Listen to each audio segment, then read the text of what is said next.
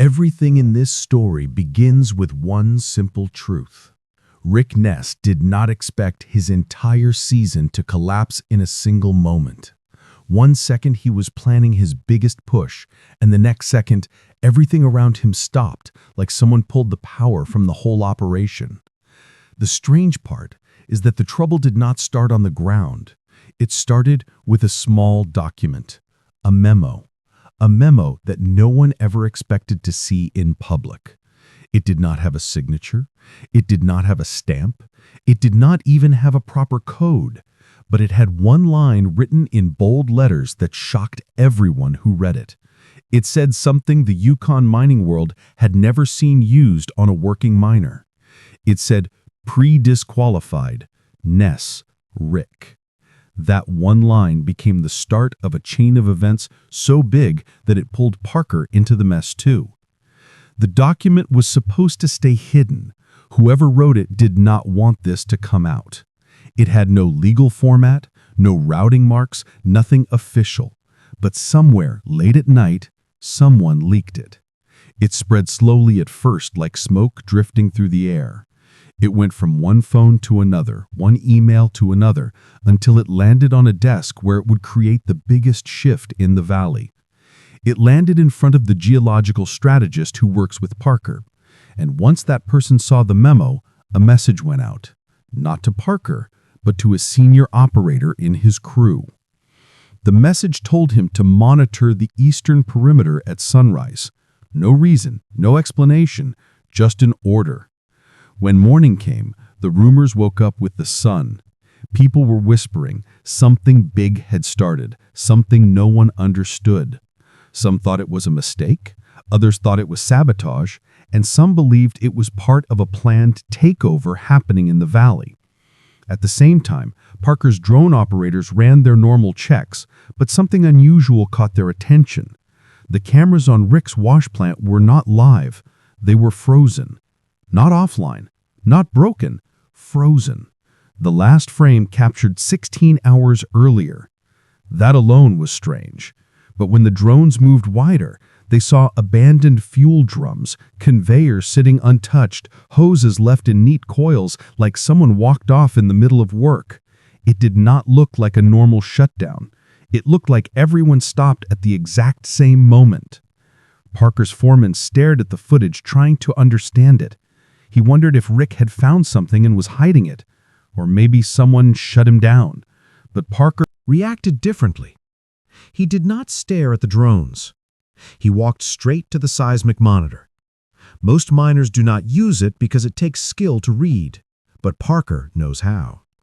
He tapped the screen twice and zoomed in on the line between his land and Rick's. The vibrations coming through were strange. Not surface noise, not machinery. Something heavy was shifting deep underground. The pattern looked like the earth settling after being disturbed by something big. Parker ordered a monitoring team to move out immediately. His voice was calm, but everyone near him felt the tension. It felt like Parker had suspected something like this for a long time. The graph on the monitor pulsed like a heartbeat coming from the ground. And whatever that heartbeat was, it was not small.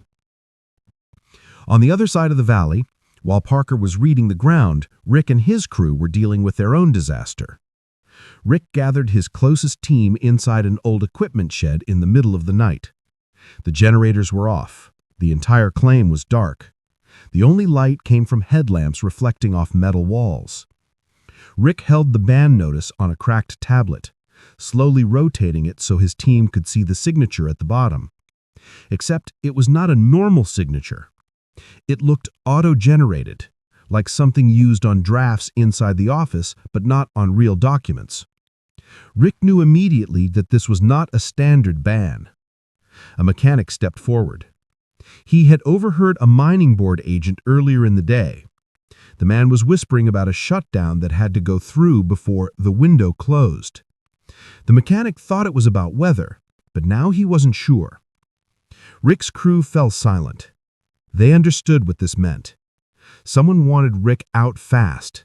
Someone wanted him gone before he found something important. because the only time a rushed and happens is when someone else wants control over the site.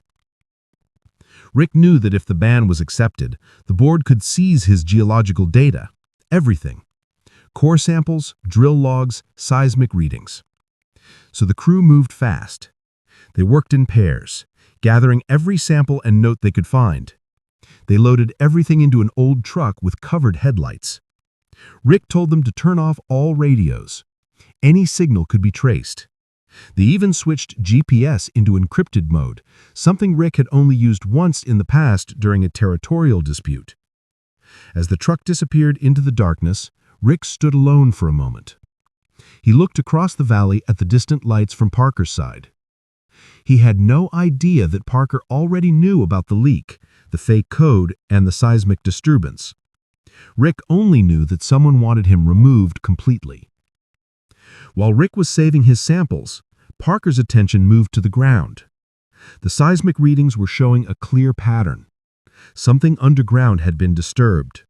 Something that might connect to the rumor about a strange geological structure. And at the same time all this was happening, in a different part of the Yukon, a retired prospector opened a box of old papers he had bought at an estate auction. Inside it was a journal, yellow pages, old maps, notes written in the margins, a description of a strange underground channel that bent and twisted at odd angles, the kind of formation that could trap large amounts of gold for thousands of years. The journal sketched a structure identical to the one Rick's last drill hole touched before his operation went dark. When Rick read the journal later, he realized something huge. Whoever filed the ban did not act based on fear or mistakes. They acted based on knowledge. They knew something about the ground. The ban was not about risk or paperwork. It was a move to stop Rick from reaching a specific point. Meanwhile, Parker received a mysterious text. It said only one thing. His claim isn't protected. Clock's running. And then the number disappeared. The message meant something simple. Rick's land was vulnerable. If Parker moved fast, he could reach the boundary zone where the corridor might lie. And so, Parker launched a massive mobilization. He pulled crews from other areas. He redirected machines. He even moved an entire wash plant before sunrise. Everyone around him was stunned, but Parker felt something strong. A pull. A sense that the ground was opening a rare chance, something that comes once in decades. Rick, on the other hand, walked into a hearing room that looked far too serious for a simple permit issue. The board members would not look at him. They gave vague answers. They had no data to support the ban. When Rick asked who gave the order, one board member accidentally revealed the truth. He said the claim's location caused complications. Not Rick's actions, not environmental problems. The location. Rick understood immediately. Someone wanted that area before he drilled into the right spot. At the same time, Parker's team reached the transitional zone.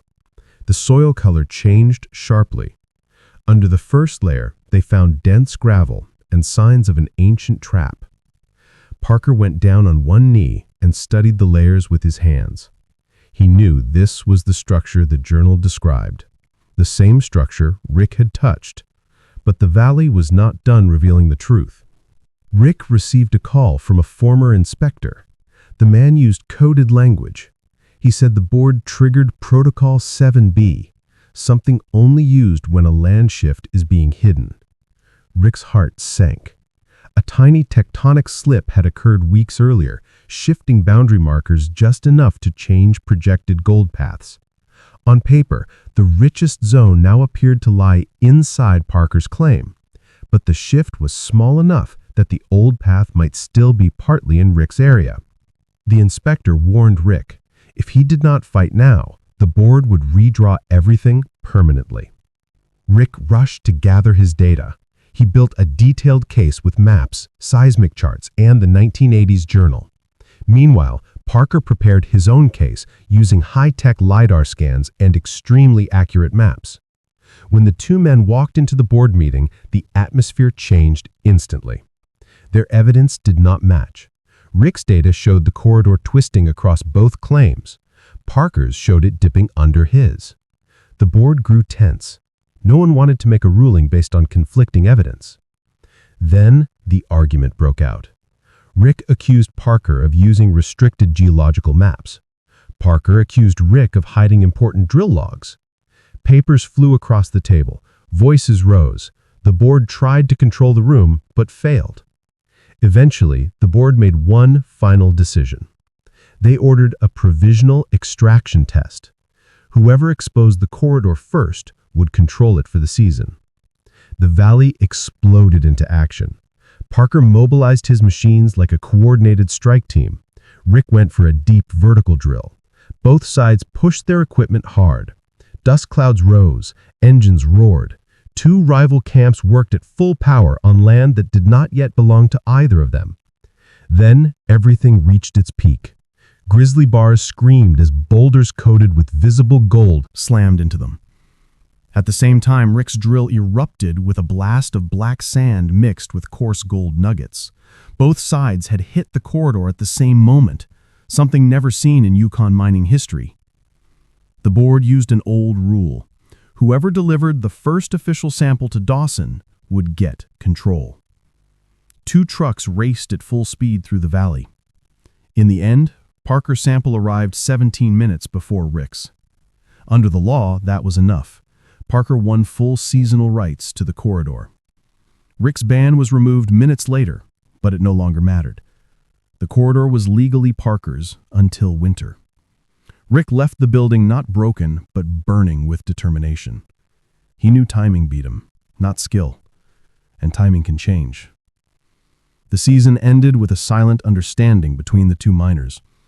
The valley now held more than gold. It held a battle that was far from over. What Rick plans next will not just challenge Parker. It may change the rules of Yukon mining forever. Everything in this story begins with one simple truth. Rick Ness never expected his entire season to collapse in a single moment. One second he was preparing for the biggest push of his mining career, and in the next, everything froze around him as if someone had cut the power to the whole valley. The strange part was that the trouble didn't start on the ground. It began with a tiny, unofficial document. A memo with no signature, no stamp, no routing code, nothing that tied it to any real authority. Yet on its first line, written in bold letters, were the words, "Pre-disqualified, Ness Rick," a phrase no one in Yukon mining had ever seen used on an active miner. The memo was supposed to stay hidden, but someone leaked it in the dead of night. It drifted slowly through phones, emails, and hands until it landed on the desk of a geological strategist working with Parker Schnabel.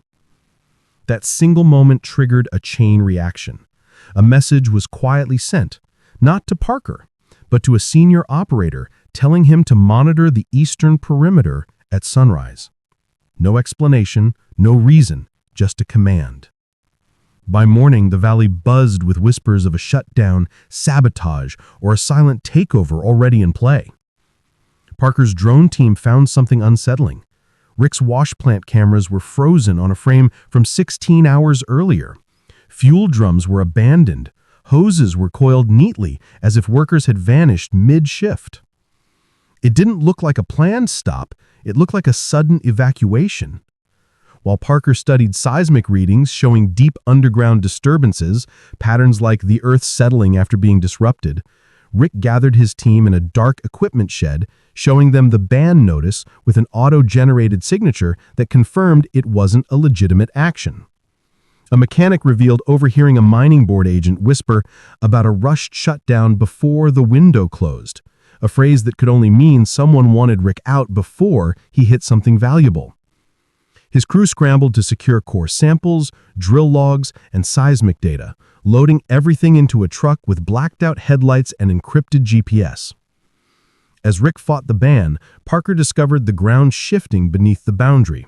His scans hinted at a strange underground structure, an ancient trap formation capable of holding massive amounts of gold. Far away, a retired prospector opened an old journal describing the exact geological formation Rick's last drill hole had touched, right before his operation mysteriously went dark. Rick later realized the ban was not about safety or paperwork. Someone wanted to stop him from reaching that structure. Meanwhile, Parker received an anonymous message. His claim isn't protected. Clock's running. With no time wasted, he mobilized his entire crew, machines, wash plants, and personnel towards the boundary zone.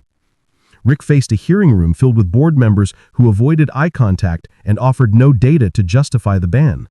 When he pressed them, one member slipped and admitted the issue was not Rick's behavior, but the location of the claim. At the same time, Parker's team uncovered clear signs of the underground corridor mentioned in the journal. Then Rick received a cryptic call from a former inspector who warned him the board had activated Protocol 7B, used only when a tectonic slip had altered boundary projections. It meant the richest path now appeared under Parker's land due to the shift, but not fully. Rick quickly built a case with maps, charts, and old notes, while Parker assembled advanced LiDAR scans. When both men walked into the board meeting, the tension skyrocketed. Their evidence clashed, their voices rose, accusations flew. Eventually, the board ordered a provisional extraction test. Whoever physically uncovered the corridor first would control it for the season.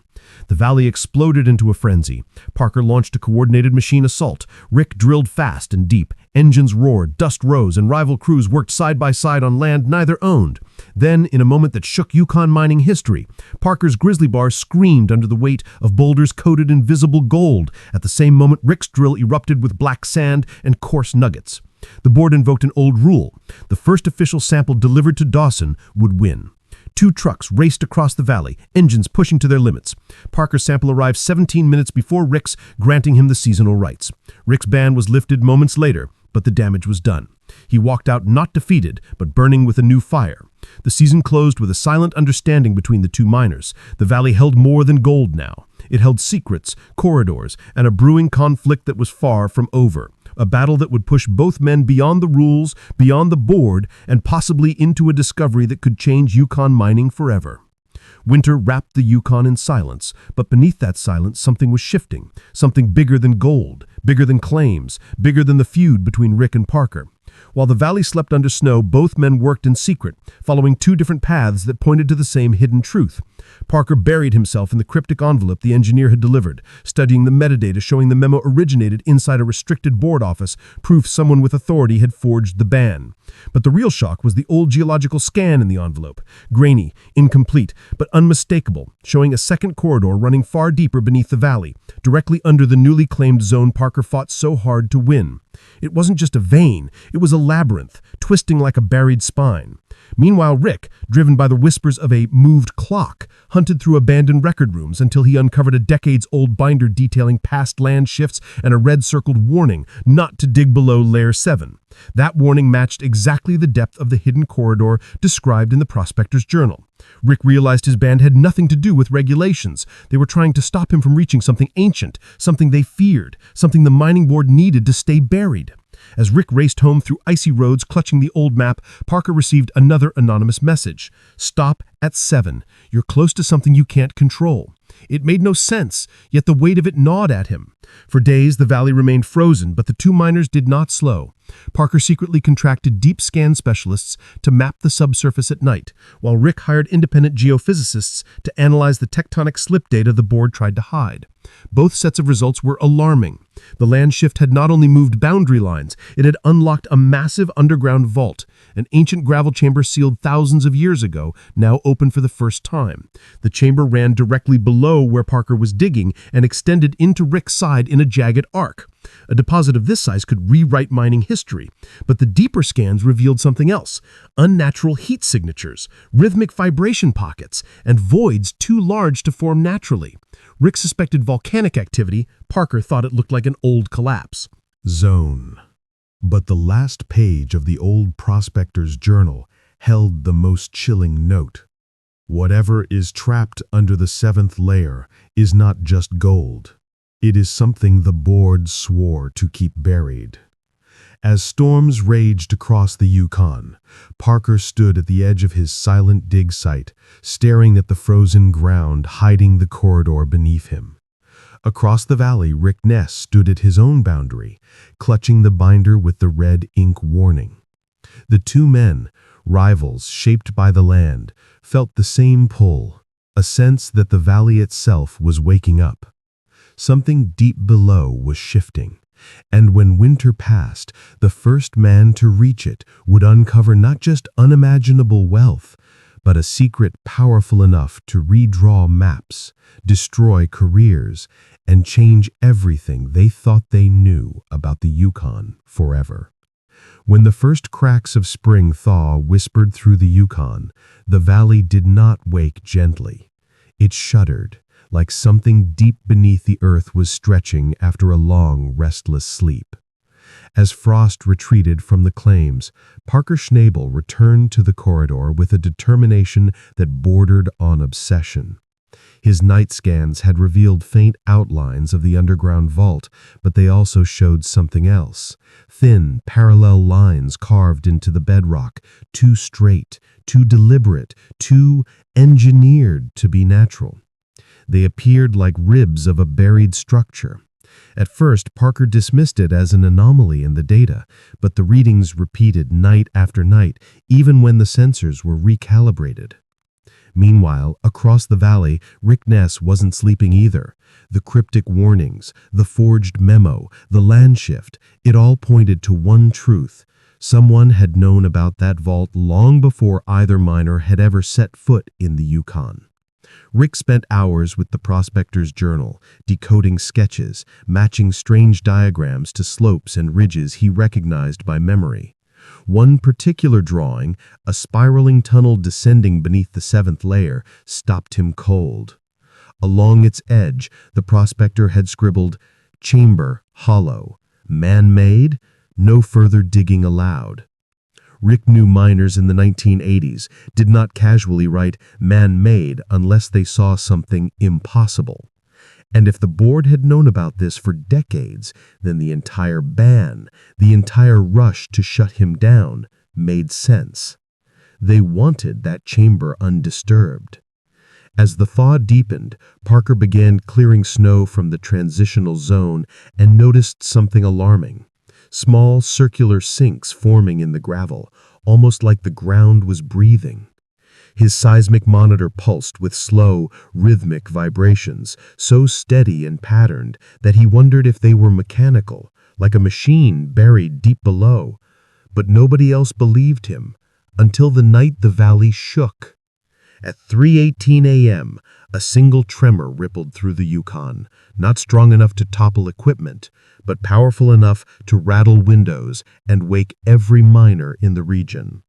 To the mining board, it was seasonal settling. That something beneath him was not stable, and to Rick, who watched a crack split along the boundary line, it was a warning. The board sent officials to inspect both claims the next morning, but their behavior was strange. They avoided the corridor, spoke in coded terms, and ordered Parker to halt all excavation beneath the 7th layer until a subsurface hazard review was conducted.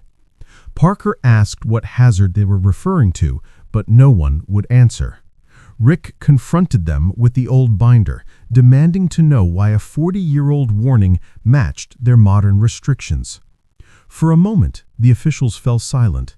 Then one leaned in close and whispered, "If you open that chamber, you might expose the valley to something it isn't prepared for." Rick tried to press him, but the man walked away like he had already said too much.